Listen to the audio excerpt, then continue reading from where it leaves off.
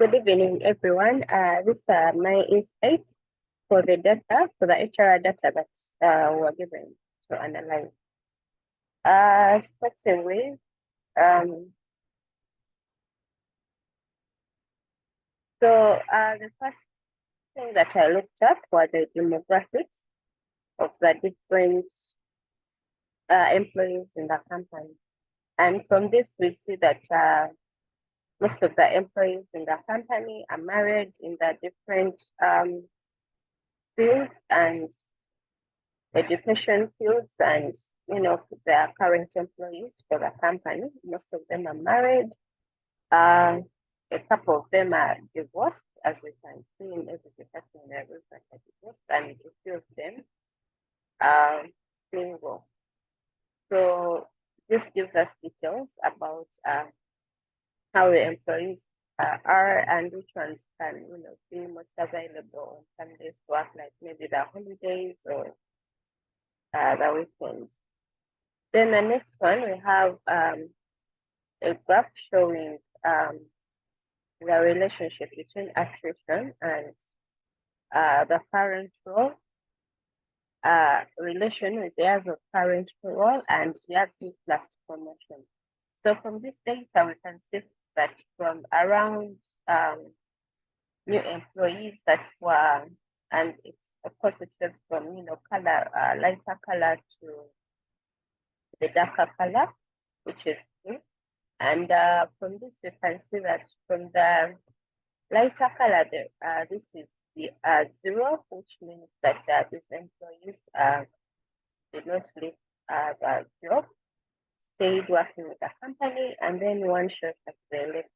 But from this, we can see that most employees that just joined their current role here and have been promoted the last, maybe 1 to 2 years, there is a high rate of leaving the company. So this begs the question to try and find out why they live in the company. Is it because of the working conditions? Is it because they found better jobs, opportunities and pay? Then we can also see here that those that have been with the company from around 6 to maybe 11 years, that has spent in the current role from around 6 to 11 years, and were last promoted maybe from around 3 to, we could say, 9 years, also leave the company. Maybe because maybe they took long to be promoted and they been that somewhere. So as a company, you decide on what to do with that information. Then this graph also shows the relationship between attrition with years, in relation with years with the current manager, how employees relate with their current manager.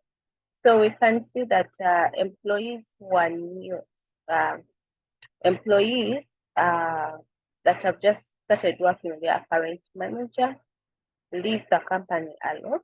That would be maybe the manager split up or they just split alone. And then we see here those that have been with the current manager for 2 years.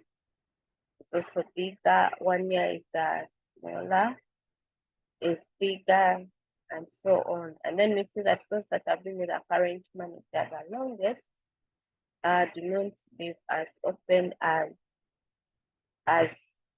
those that have been there for a few years. Probably because of the adjustment that is harder, so the company cannot do that.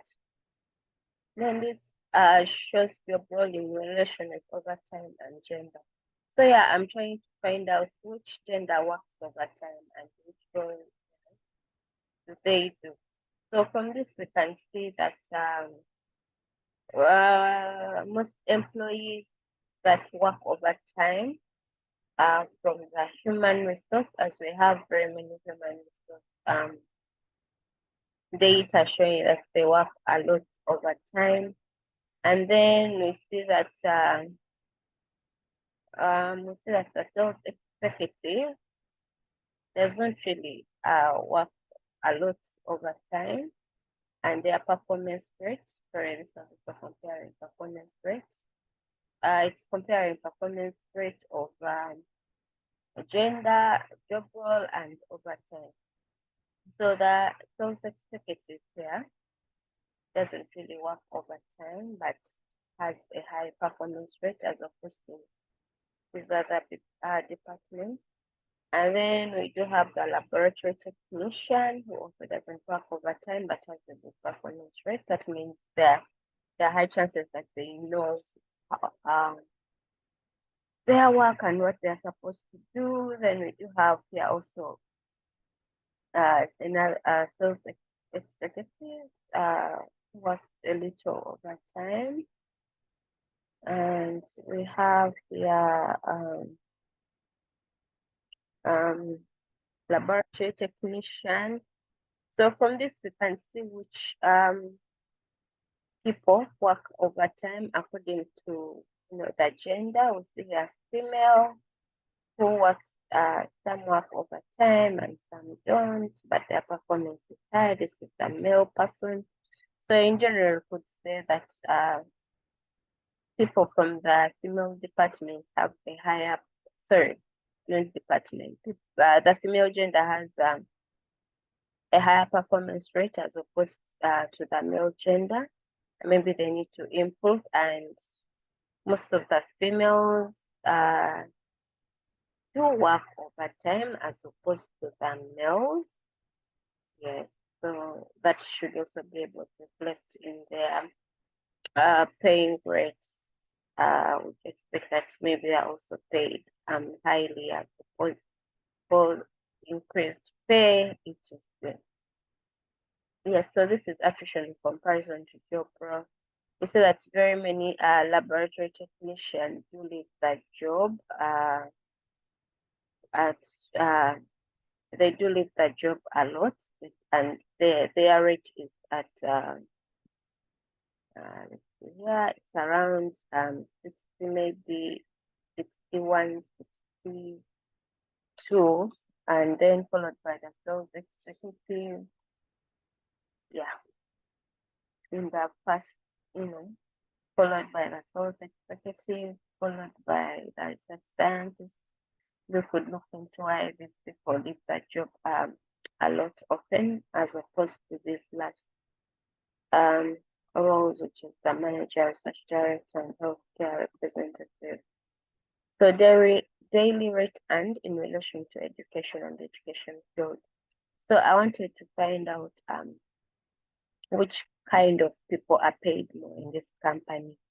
And is it also based on the education in terms of the degree they hold, the field in which they work in? And then here we can see that the daily rate for people in life sciences is high for those who actually have a bachelor's degree, as opposed to that doctoral, those who have a PhD in life sciences. Their paying rate is low, whereby you would think that they would be getting paid highly as opposed to these ones here. Then you can see also life sciences is paid a lot more in the company generally. I think generally life sciences gets paid a lot more in the company. And we are generally the next one is the other categories also paid a lot more, that includes of other categories in the company. And then the one that is paid least is human resource in that with the different education levels and fields. They're paid less in comparison to all other roles and positions in the company. Yes. So here we are seeing years of promotion, years of last promotion in relation to department, and percent and salary hike. So here we can see that the HR department, they've not really been promoted that well in the last years, and the salary hike is also low, and the R&D is high, it's the highest, sales is in the middle. So probably HR should be industries that are also paid very little money as we see here, as opposed to other companies, which maybe from to check performance rates. Let's see how human resource work. I would say, well, probably they deserve what they're being paid, since also their performance rate um is quite low, as we can see here. It's low as compared to the performance rate of other departments. Yes, so probably, that's what they should get paid. That's just that those are some of the insights that I looked into and the time that I have. Thank you for listening.